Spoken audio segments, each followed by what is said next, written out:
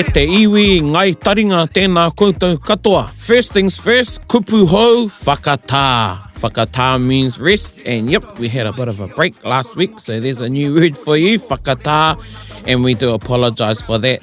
Next kupu hou is panoni. Panoni means to change. Once Upon a Time was due to come out, but we're actually going to go to Tikanga 101. So we've had a bit of a panoni tanga, a bit of a change, and Once Upon a Time will be back next week. Hoi anō, e mihi atu ana kia koutou katoa, tēnā koutou. Hei ngā kāwai nui, hei ngā kāwai roa o ngā wai whakatere taniwha, o ngā wai pounga hoi a ngā mātua tūpuna o tira, o ngā toka tū whenua, o ngā maunga kōrero. Nei a taringa e mihi atu ana, I raro I te maru o te wānanga o te aroa. Tēnā koutou katoa. Welcome back to this instalment of Taringa. And here we are again at Te Ipurau, broadcasting from the bustling metropolis of Te Awamutu. E rere atu ana ngā reo mihi kia koutou katoa e ngā kai whakarongo. E mihi ana au ki aku hoa. I tēnei wā, kua hui mai mātou ki te kōrero rero hei whakarongo mā koutou. Anei mātou, and I'll let them do their own mihi. Kia ora, tautoko ana I ngā mihi a praone. Kia koutou. Ko hariru tērā. Kia ora koutou katoa, ngā te hunga are, ko te puaheiri tēnei. Ai, tēnā koutou e mahala nei, he hua kei roto I ngā kōrero e whaiake nei, mā koutou. Mihi ake ana kia koutou ko pakake winiata tēnei. Tēnā koe pakake, ko koe te manuhiri ki tēnei kaupapa. Thank you for joining us this afternoon on this hot summer's day outside, and we're here in a studio with 4 walls with no windows and it's black. Engari, ka whiti te rā I a tātou e kōrero rero ana. Nō reira, tēnā koutou, we've done the round and we're back at Tikanga 101, and we've talked about lots of things in this session, in this kaupapa, Tikanga. We've talked about whai kōrero, mōteatea, karanga, we've talked about hongi, we've talked about all sorts of things, but our kaupapa today is Karakia Māori. Koe nei tā tātou kaupapa I tēnei rā. I'm going to ask Pakake to give his definition of Karakia Māori. I suppose I should just talk about how I use it. I think it's probably fair to say that when talking about karakia Māori, I'm making a distinction between a set of karakia that I've learnt more latterly in my life from those that are Christian-based, karakia karaitiana. And for me, karakia Māori are quite different in terms of who is being addressed, how they are being addressed, and the distinction in terms of the role of the tohunga in signalling what the intent is of the people.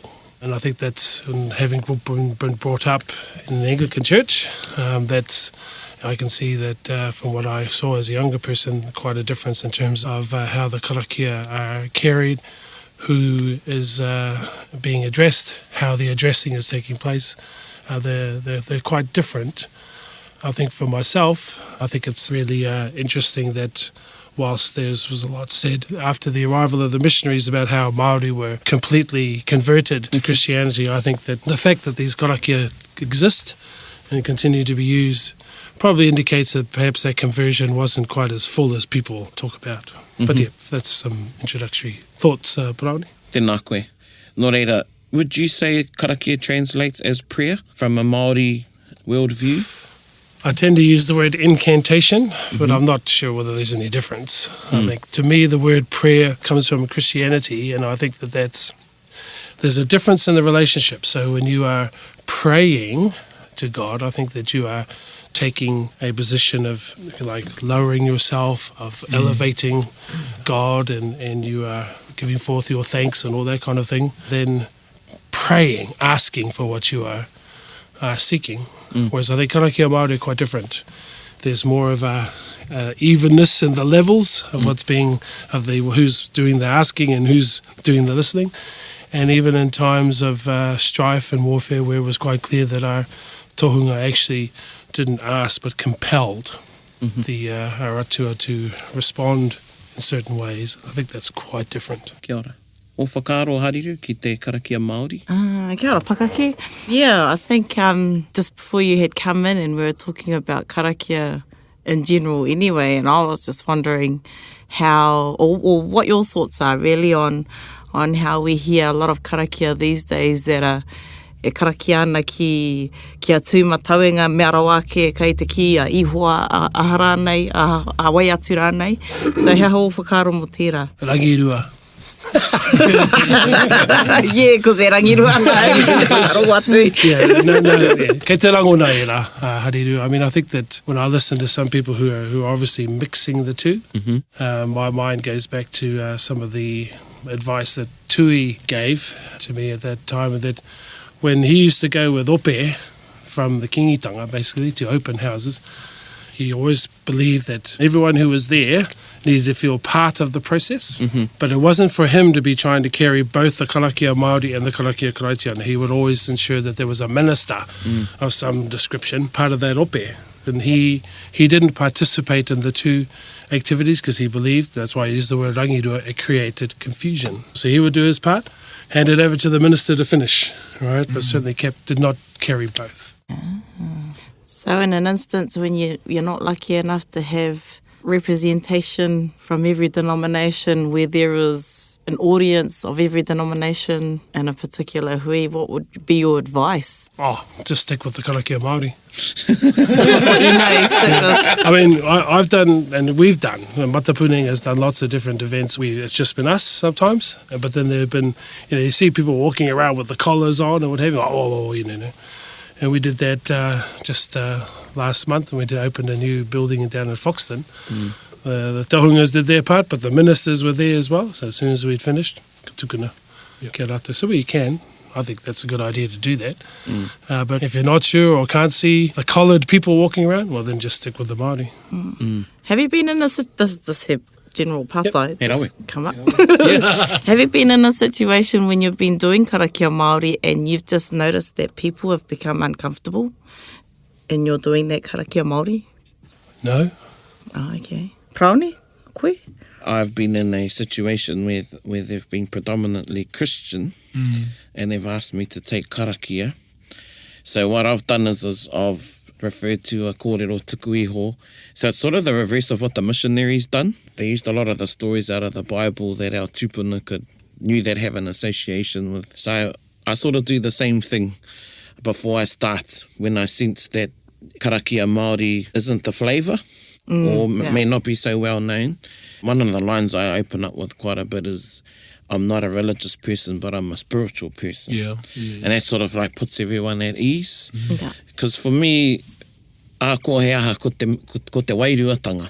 It's the wairuatanga, and it's the karakia Māori is and when I do karakia Māori, it's my interpretation of the divine element, I call, and it's my way of communicating with the universe and everything in it. So there's been instances when I haven't felt comfortable. So I think when I do that, I'm actually sort of speaking to myself and to make everybody feel included in the karakia. And then later on, I get people come up and say, e horokuku ana ki te karakia Māori. They're very reluctant because people think about mākutu and things like that. And that's one of the reasons why a lot of our karakia were lost. And then, of course, the Tohunga Suppression Act. So there are people out there that are a bit uncomfortable.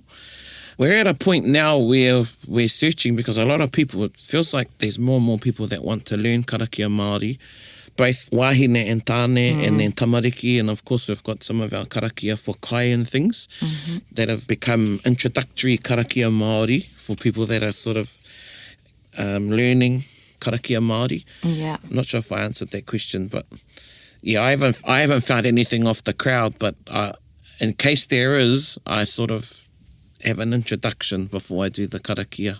Yeah, but I think you need to know how to read your audience. Yeah, I think that's big. probably that's probably what I should, just to explain my no. That I said before is actually, I think that you do, before, if you get asked to take karakia or you're in that position, I think you do read your audience and where you are. So I was thinking, while Parani was talking, that there's be different times of certain venues, like at Rangiatea in Otaki. Well, I know that, all of my kaumātua kuia and koroa there are not going to be too happy to be hearing karakia Māori roaring through that wharakarakia. Right, so you pick it. And they say, oh, no, we'll stick with Karakia this time. And I don't have any problem with either set myself. So I'm able to do either, but not mix it. Who can do karakia? You mentioned male and female. Are there gender-specific karakia? Are there times when one should and shouldn't? Pai tēnā pātai. I mean, it's huge. Karakia is huge. I mean, there's all sorts of karakia I roto i te ao Māori. And there were karakia that were for women, and there were karakia for men, and there were karakia for everything you can think of. There was a karakia for. And I think this is a good time to talk about the difference between karakia and takutaku. So my understanding is karakia is a lot of kupu and whakaaro that are said and taught, whereas takutaku are said from the heart. Yeah, I know some practitioners, myself, will start with a set karakia, and then in the middle I'll have my takutaku, and then I'll finish off with a Tai apata. Ki te whakatai apa i te takutaku. And I think that's where where you see the skill of the tohunga or the practitioner of the karakia Māori is if they can takutaku. Because really, and I'm not putting our karakia down, anybody can learn a karakia. But at the same time, they have an intonation, they have a sound that are conducive to the Māori ear, I should say, te taringa Māori. And they invigorate those that are listening. It's the decibel range and everything like that. So it's having a mix of those things, and if you can put that into your takutaku, and if nobody can tell that actually you're making your karakia up on the spot, ki au nei koina te tino, then I think you've reached that level. But going back to starting with karakia, there's some karakia around now like Whakataka Te Hau, and then of course Nau Mai Ngā Hua, which is a popular karakia at the moment, to whakapai te kai. Those are good places to start. If you're unsure, pātai ki o kaumātua, just touching again on what Hariru was saying, I do know some people that their whānau aren't comfortable with karakia Māori. That's kei te pai. What about you? What about your experiences? They've been pretty good so far for myself. Like I call myself in the kohanga state of it, in the kohanga level of it. But there are times where I've found myself reciting karakia Māori and it feels good, meaning that it feels right. Or I know I've chosen the right time and the right situation to apply that certain karakia or that takutaku to the situation that's been brought upon me. What I really like about it is that it's, for a better word, it's more tūturu, but understanding it gives you a better view on what I call the quantum field. Like when you activate the quantum field. I like that. When you activate something, when you're looking at a specific aspect of, be it life or whatever, you can go to those specifics of it through karakia Māori, whereas there are general karakia that sort of blanket things, and there's nothing wrong with that too, because if that's your only thing that you know, then you recite that. But that's what I like about karakia Māori. It's specifics, and it ties us in. Well, for me, it ties us into our taiao, which I believe is our whakapono Māori. I think back to one of my first learnings of karakia was whakarite, which is a word we use quite a lot in our whānau and hapu, and it was my kuia that taught me. I didn't really know about te ao Māori i tērā wā. I thought of Tangaroa and Tāne Mahuta and as legends.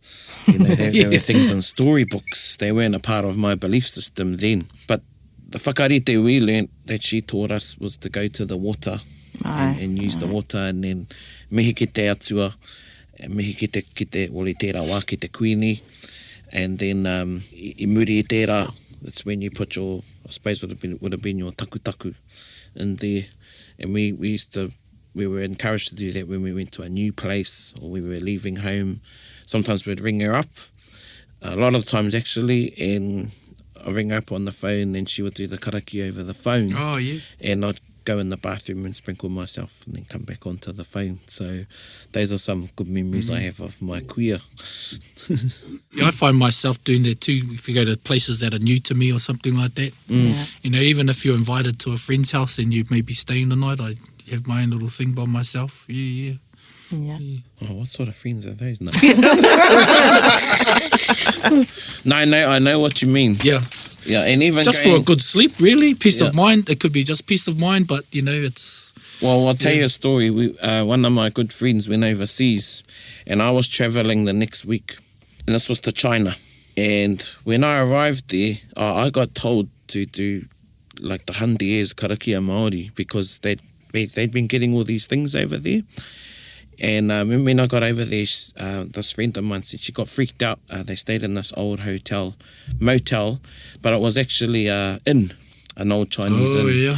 And she said she saw this wairua or kehua in her room before I came over. So I'll never forget, before we got on the plane, this was with Whakahuia, Te Kahautu done Karakia ringatu, and they asked him to do the Karakia, and we were actually, you know, in a hurry, and they asked him to do it, and if you know Karakia ringatu, you know, they can be quite long.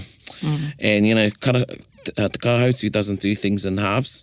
And we had quite a long karakia, and I remember everyone's getting a bit anxious because we haven't even gone through the departure gates, like through the... Well, when we got to the other side, I thought, oh, well, he says, you can do it when we get to China. Well, I got off the plane, and I just felt this wairua te wairea. Off the plane. Yeah. Just embarking the plane. Straight up. We got out of the plane, got off the, you know, we were walking down the thing and I started to wairea. I done like a full-on wairea. Yeah. I wouldn't normally do that. Later I was going, why did I do that for? But that's what I felt in my heart was the right thing to do. Yeah. In terms of karanga too, you there's moments where you just feel like there needs to be a karanga in that place. Yeah. So I was wondering whether that's the same with karakia. And in that, would those always be instances of taku? I think so. I think that's a good comparison actually with karanga and karakia. There are times when you don't know you're going to do a karakia. I feel that, you know, you go to a place, you feel something. It might be reverence. Not so much for the protection, but the recognition. It's the reverence of the tapu, I guess, you're feeling in the area you're at. Yeah. So those are all things I think that bring on karakia. Well, going back to your Ghostbusting scenario. The Chinese inn. Going back to the inn, what are your... Can we talk about ghostbusting? Let's talk about ghostbusting. I like ghostbusting. It freaks me out. What are your experience in that? And in that, like, do you have to determine what religion or whatever the kehua is before you can even start on your karakia Māori or whatever karakia you need to do? What if you're chasing the kehua off and they go, oh no, there's a Chinese one. They can't understand why. Kia ora, Pakake. Yeah, well, I mean, I think ghostbusting tends to be one of the main roles. And I know that Praone, myself and others have gone and done different places. Seems like the whole area around Waikato University is, you know, there's just heaps of hukikis going on over there anyway. But we've gone to do different places. I can say one example, though, of where, you know, because sometimes you do your karakia and everything, and it's not like you are, you know, there you are, and you know, it's more like, you know, sometimes it's like nothing, you know, but other times, you know, I remember one... I went to, this is something I did with Tui, and this is a Te Wānanga Aotearoa program. Was that Raraweira? And I was coming up here to meet with him about something. He goes, oh good, you're here, we've got a job to do. We went down to Raraweira and all the staff were outside in the car park, and there was something going on in one of the buildings there anyway. And it was a hot summer day. It was like 40 degrees or close enough to 40 degrees. It was hot as. The approach was, I was to go up the stairwell, Tui went up the elevator. So as we were going up the stairwell, I was starting to think to myself, is it starting to get cold? And I looked back down and I could see the frost coming out of everyone's mouths. And that sort of said to me, you know, this is a bit different. You know, and when we got to the actual floor that things were happening on, you know, it was freezing. Yet just outside the window, it was close enough to 40 degrees, but it was freezing on this floor. And we just... Tui and I walked along. I didn't know which room it was. But as I walked past one room, we just got whoop, you know, get the hair stand up on the back of your neck and what have you. And I stopped and he looked at me and nodded that was the room. And then we went and just the sort of funny side of it, it was all computer gear in there. You know, and I had a bottle like that, but it was a pump one. And I said, ngā mihi ni nei. He goes, never mind those things, go, you go. So I think the wānanga had to replace all those computers. So do you have to like carry Nerf guns with all that? Yeah. I've always Nerf thought about that guns because with it's your such a... species. Yeah, I've always thought about that. I know of one instance, there's a lecturer who showed me nameless and he used a spray and wipe bottle in one of the offices at Waikato Uni. I thought, yeah, but I don't know about that one. Why I mentioned the area around the university was because we went to help there was some Māori women, girls in a particular whare, and they said that they'd heard scratching on the wall, footsteps across their wooden floor, and the lights come on and off. You know, and we're pretty convinced there was something, some sort of poltergeist or kehua or hukeke or whatever. And one of the things that we did was we actually sat them down to talk to them. You know, about the importance of believing in what we were going to do. You know, because if we go through and do this house, I can absolutely guarantee that we'll get rid of whatever's here. But if you're then sitting there tonight thinking, you know, you can hear it or see it or whatever back, then it's back. You know, once we've done this, then any flashing on and off of the lights, you need to ring your landlord to ring the electrician. Any sort of creaking on the floorboards, get a hammer and a nail and bash them down a bit more. You know, and any scratching in the wall is just the mouse. And then we went and did our thing, and I've checked in periodically, and they're all good. They were all good last year after we'd done that. Karakia Māori are not just magic spells, you know, where you just have to say the words and it happens. People have to believe in what's happening and put their faith in that. And I guess so much so for the practitioner, you believe in what you're saying. Yeah, you need to believe what you're saying and believe in what you're saying and believe in what you're doing. You know, you're not just doing it because it sounds cool. You know, it's sort of like some of our brothers when they learn a cool as tauparapara, you know, and they just want to do the tauparapara all the time. A lot of the tauparapara are karakia, but they don't really know how te tikanga o te tauparapara. E whera anō te karakia. You know, I've been to things when different karakia and people have learned, they may have learned a karakia for launching a canoe, but that's their only karakia Māori, and they go to that for everything. Yep. You know, but it doesn't suit the occasion. It isn't pertinent to the mahi that they're doing, the work that they're doing. So those are all things for people to be cautious of. You know, I remember with Tui, like he was teaching a whole swag of people, karakia and what have you, as part of Arataki Manukuru. And I remember asking him, I understand that it's only certain people that learn these things, and you know, the person who's doing the teaching knows the whakapapa of that person or knows their background and makes a decision about their appropriateness. And yet there was 50 kaumātua, you know, out there. I won't say which site it was, but we were out there in the class, and you got me to teach them all, the waiata and Pikia ki Tāwhaki and these other karakia. And I said, do you know all of them? Do you know all of their whakapapa and everything? He goes, no. I says, oh, okay, so how do you know who should get it and who shouldn't get it? And he said, that's not up to me.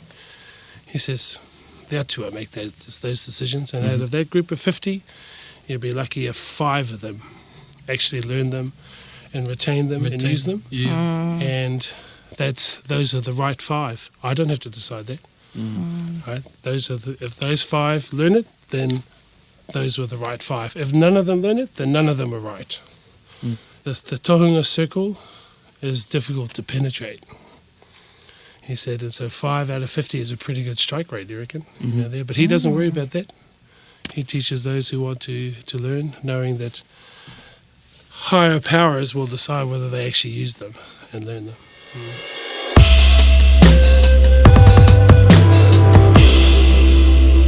Based on that, first you got to have the whakapono, have it in your heart, and be comfortable to learn them, and then you need to find somebody to teach you. Yeah, and then they have to be willing to teach you. You have to offer them something. I mean, I've had different ones come to me, can't even string a sentence together in Māori, and say, I want to learn karakia. Well, Yeah, you've got to yeah. make a decision then whether you're going to teach that person Karakia or whether you're going to say, come back to me in 5 years when you've learnt the language. What about their intentions? Do you just straight up ask them what their intention is and wanting to learn, or? Yeah, I think intention has a huge part of that. Tētai o ngā koranga kia mātou, kaua te karakia, kaua o mōhio ki te karakia hei patu i te tangata. Yeah. So you shouldn't be learning them to be, I'm the man, I know all these karakia and I can say a karakia at 1,000 miles per hour and, and everyone's going to think I'm mean. If you're doing it for that, then you're doing it for the wrong reasons. The intention is wrong and you're not going to get what you want out of your karakia. Yeah. Ko koe te papa.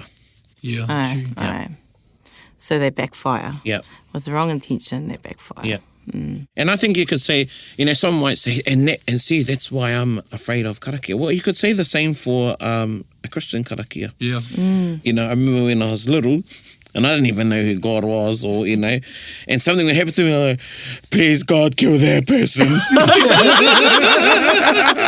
Make him fall off his bike.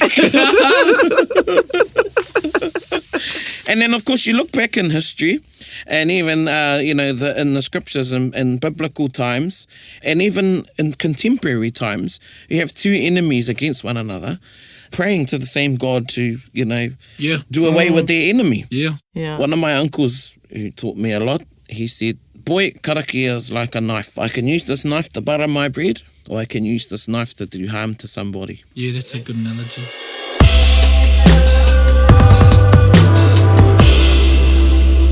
So what about himene Māori?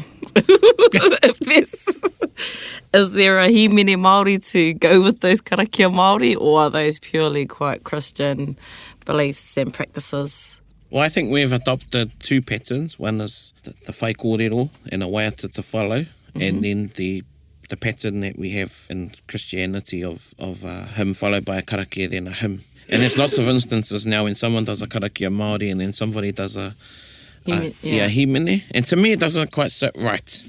Okay. I roto i taku ngākau. But if I'm quick enough, I'll try to compensate or compromise and I'll sing a waiata Māori. Because going back on what we were saying at the start, that the himene for me is a way for people to be included. And that's what's good about the waiata. But if I've got it, I'll sing something like Whakataka Te Hau as a waiata that's inclusive after the karakia. To me, the karakia is over, and that part's sort of like the closing of the gathering. Yeah. Yeah, but I'm not into waiata himene. I'm not to following karakia Māori. I think they're very, very different, and I think they should be kept separate. Yeah. Karakia Māori, and then karakia karaitiana, and then your himene. That's what I think the koina te whakaraupapatanga. I'm sure we've all heard haumie hui hara mai te rīpeka. Yes. Yeah. One of my good whanaunga friends who is a whanaunga to me, and he pirihi, and we actually haven't talked about it, but he will taku Christian, and then he'll wrap it up with haumie hui taiki, and I don't agree with that. Something in my ngākau doesn't agree with that. For me, it would be the same as doing taku karakia Māori, traditional taku, and then ending it with āmine. Yeah, or saying in the Father and the Son and the Holy Spirit after you've talked about atua Māori. Me noho wehe, ahakoa he wairuatanga nā mērua. Yeah, koe no oku whakaaro. It's a good discussion point. Even is that applicable to, or do you see that when someone stands to whai kōrero and they start to parapara, then they mihi to the atua? Do you find conflict in that? We're getting in a bit into whai kōrero, but yes, but then that pū kōrero, if they're a learned speaker, they may have their own reasons why they do that. So to question it all will be... Yeah. But I understand. Talking about questioning karakia, I think, there is... people will listen to a karakia and they will assume that it is a karakia only for a specific purpose. So they might think, that karakia is for launching canoes and the person is using it to open a meeting house. Or, one of the things that we've learned as part of matapuninga is that there are many, many different ways in which you can align a karakia with your particular kaupapa just through the altering of certain words. Or that where you are tracing if you like, a sequence of events. So one of the classic ones is Kakariki Pōwhai Te Reko Tia Te Pū Waihui Konei, which is all about cutting down the tree, lopping off the crown, lopping off the root system and that sort of thing. So why are you doing it, for a house opening? But what's in the tohunga's mind is that they're actually tracing the process. Yeah. That the log or the tree to the log to the out of the forest to the cut up and building a house.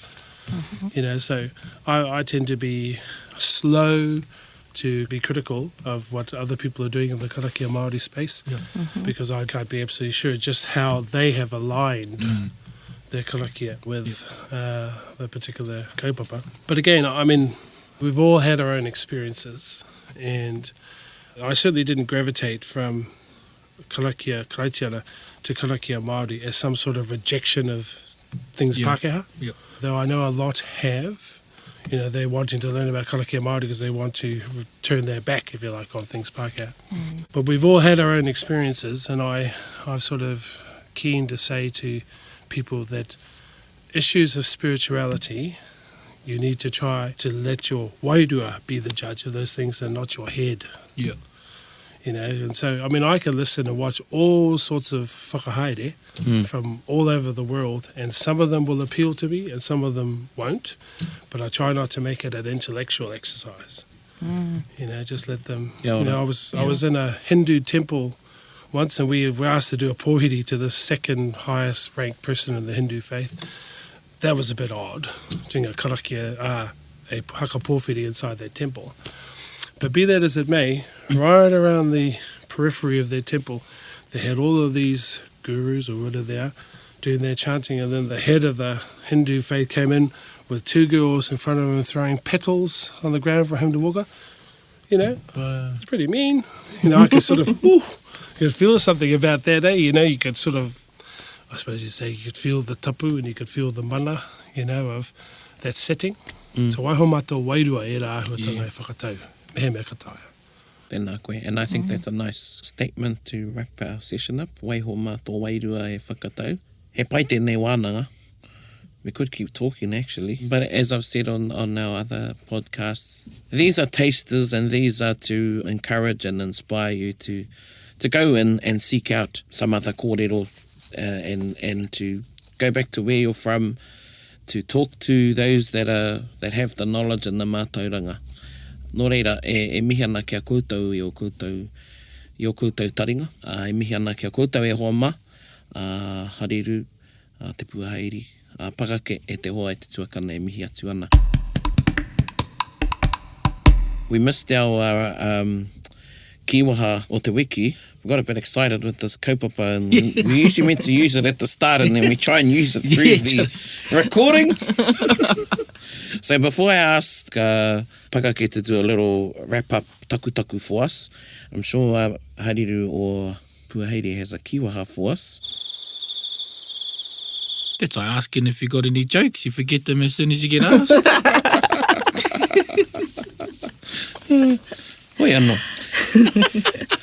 Ko tā tātou kiwaha mō tēnei wiki, koe eke.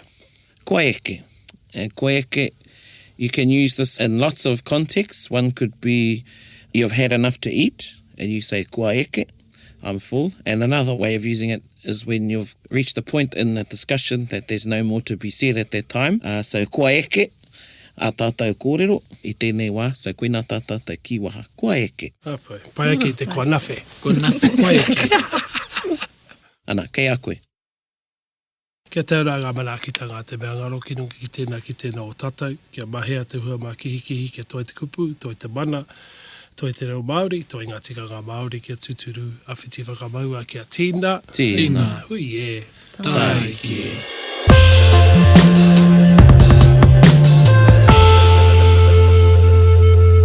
Tēnā tātou, that was our session on Karakia Māori, and we're going to launch in te waiata o te wiki, which is also a karakia and has been popularised as a waiata, Whakataka Te Hau.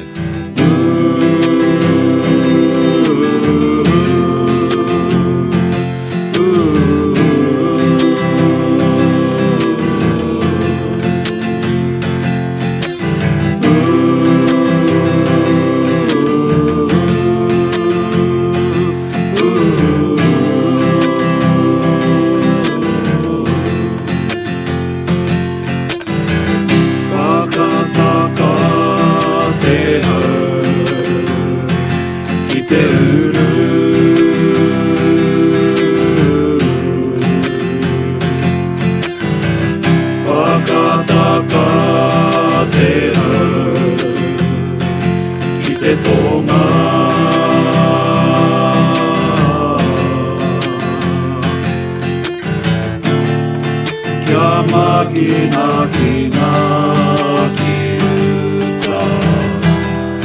Kia mataratara ki tai. E hia ke ana te atahuna. E tio, e huka, e hauhunga. Tihe mauri ora.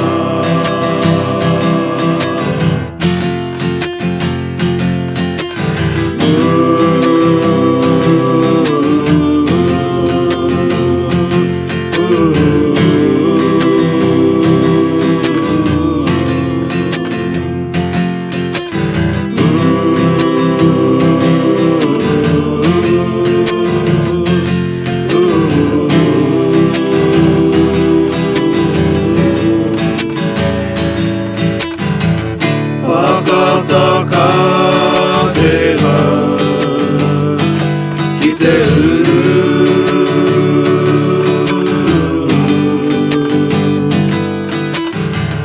Whakataka te hau ki te tonga.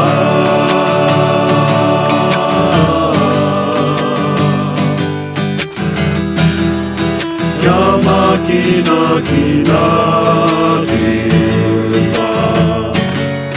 Kia mataratara ki tai. E hia ke ana te atahuna. E tio, e huka, e hauhunga. Tihe mauri ora.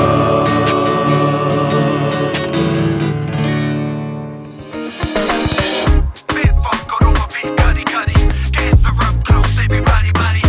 Taringa, taringa, taringa. Yeah, tahuri mai ki yo. Whakarongo ki te tangi a te korimako. Korero flowing out the hook force. Kaupapa relevant, kaupapa out of bounds. Kaupapa exigent, kaupapa paramount. Nā kona whakapiri mai ki te kaupapa tino whakahira hira. Whakarongo pi kari kari mai. Hare hare mai, o Taringa hare hare mai. We gotta gather up close everybody. Gather up close everybody. Kani kani move that body. Kani kani move that body. Taringa, he mea tuku nā te wānanga o Aotearoa. To listen to more episodes, search for us on your podcast app and subscribe. Taringa, whakarongo mai.